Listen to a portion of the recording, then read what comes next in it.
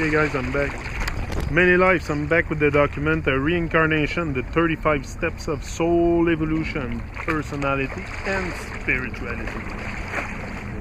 You can find that document online. I think just go on Google and you'll find it. So we start many lives. So we start our evolutionary journey at level 1 of stage 1. As first level infant souls, and ended at level 7 of stage 5 as 7th level of old souls. 7th level of old souls. There are 35 steps in all. 35 steps in all. And each single step requires at least one lifetime to complete. A single step can be done in one lifetime, but often that's too big a stretch. So an initial life may undertaken as a taster, followed by one or two more which really go for it. Sometimes a life is interrupted and the soul will just have to start over in the next life. Start all over again. Also, some lives are undertaken for reason other than the specific intent to develop. For example, one lifetime might be undertaken primarily to assist another soul in their development.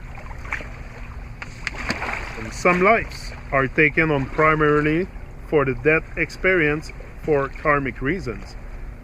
These can be very short, and the order of days, weeks, or months. Taking into account all the gaps spent in the non-physical state between lives.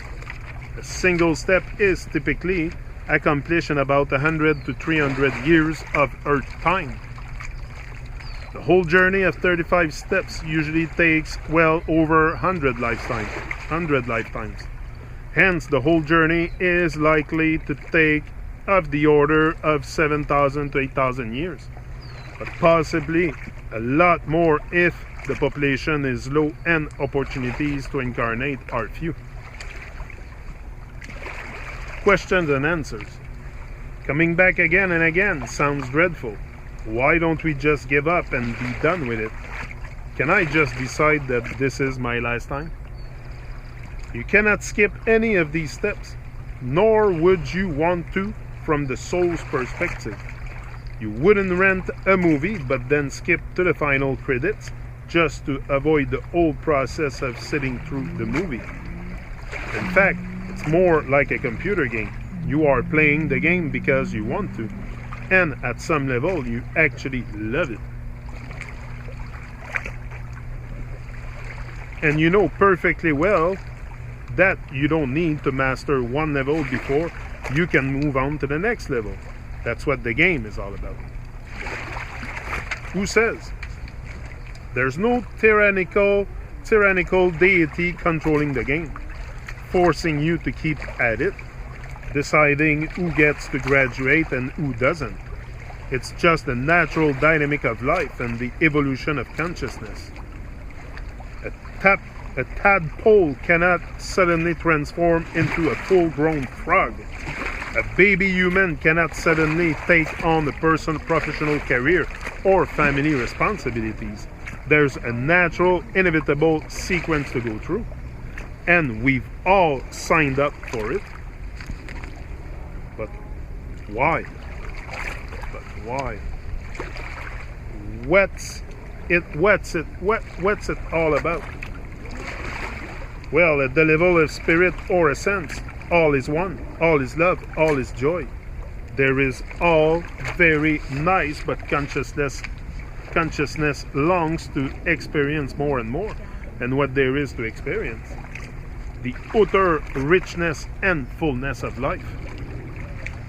How does it do that? By fragmenting into zillions of conscious entities, each of whom has its own experience and perspective, and each of whom can make its own choices about what to experience.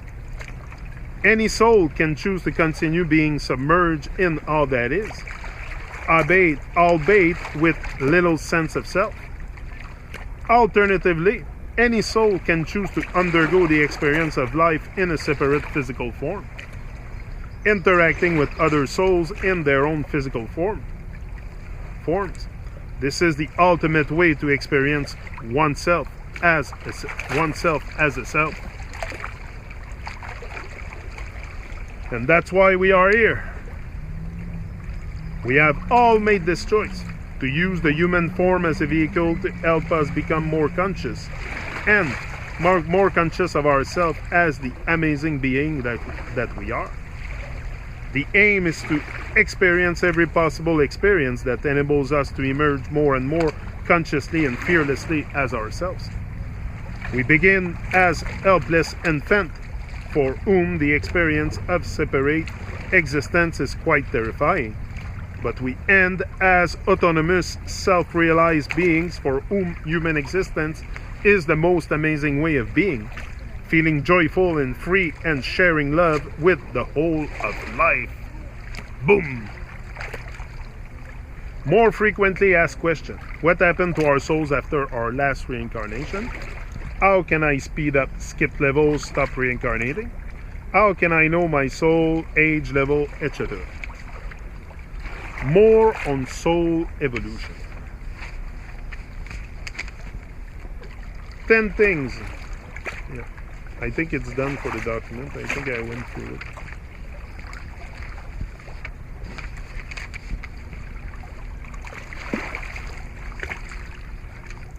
There's a few comments.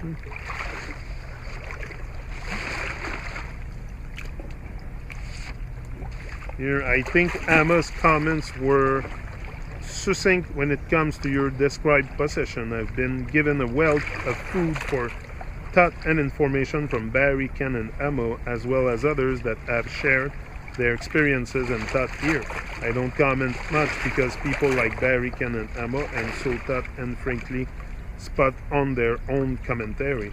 I would take a moment here to thank them for their great contribution to us all. Thank you guys.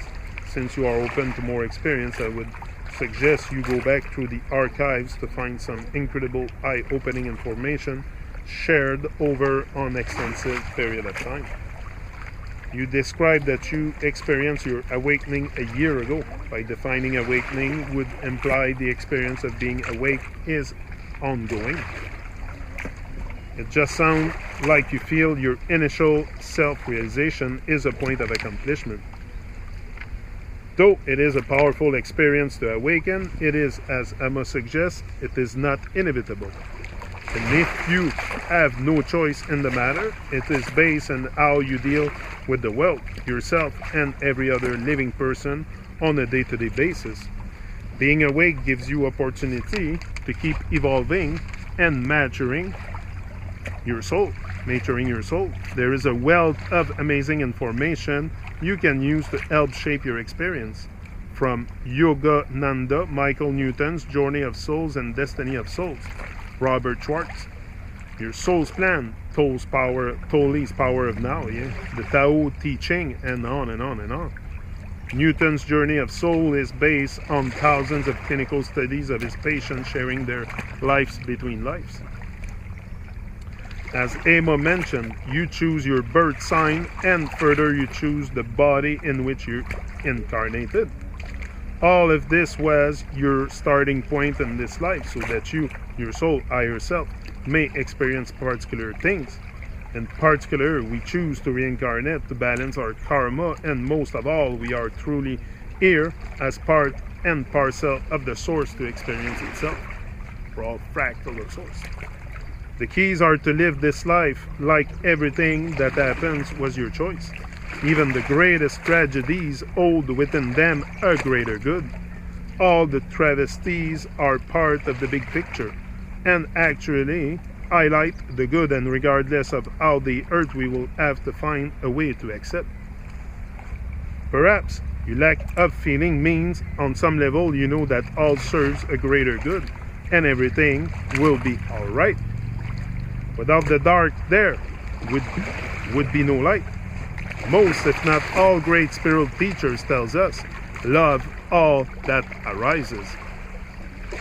You have awakening, and what you awakening to is that you came here to evolve your soul. To me, the two greatest questions one can ask are, who am I and what is my life purpose? The answer is you are it, and your life's purpose is to live in the present moment. This is the art of being. I always caution people to be careful not to make spirituality your story and a replacement for your old story. As we have to do is realize the thoughts in our head are not necessarily who we are.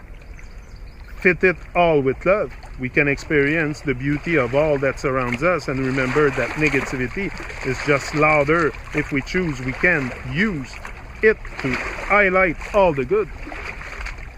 We just gotta keep going, coming back to the value of just living in the present moment. Boom. Peace out.